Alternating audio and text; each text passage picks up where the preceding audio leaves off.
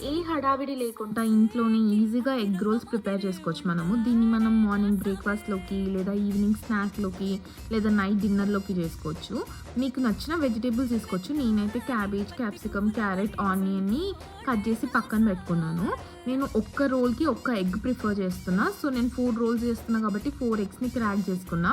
దాంట్లోకి ఉప్పు, కారం, జింజర్ గార్లిక్ పేస్ట్, పసుపు ఏసి మిక్స్ చేసి పక్కన పెట్టుకున్నా. ఇప్పుడు మనం రెగ్యులర్‌గా ఇంట్లో చపాతీస్ ఎలా చేసుకుంటామో అలా చపాతీస్‌ని చేసేసుకొని పక్కన పెట్టుకోవాలి. స్టవ్ మీద పాన్ పెట్టి ఇప్పుడు ఏ వెజిటబుల్స్‌ని అయితే కట్ చేసుకున్నామో ఆ వెజిటబుల్స్‌లోకి కొంచెం సాల్ట్ ఇంకా పెప్పర్ ఏసి సాటే చేసి పక్కన పెట్టేసుకోవాలి. అదే పాన్‌లోకి మనము ఎగ్ మిక్చర్‌ని ఏసుకొని నీట్‌గా ఆమ్లెట్ కుక్ చేసేసుకోవాలి. ఇప్పుడు చేసి పెట్టుకున్న చపాతీస్ మీదకి ఈ ఆమ్లెట్ ఏసి సాటే చేసిన వెజిటబుల్స్ ఏసుకొని ఆర్గానో, చిల్లీ ఫ్లేక్స్ ఇంట్లో ఉంటే మయోనీస్, కెచప్ ఏసుకొని రోల్స్ చేసుకొని మనము తినేయడమే.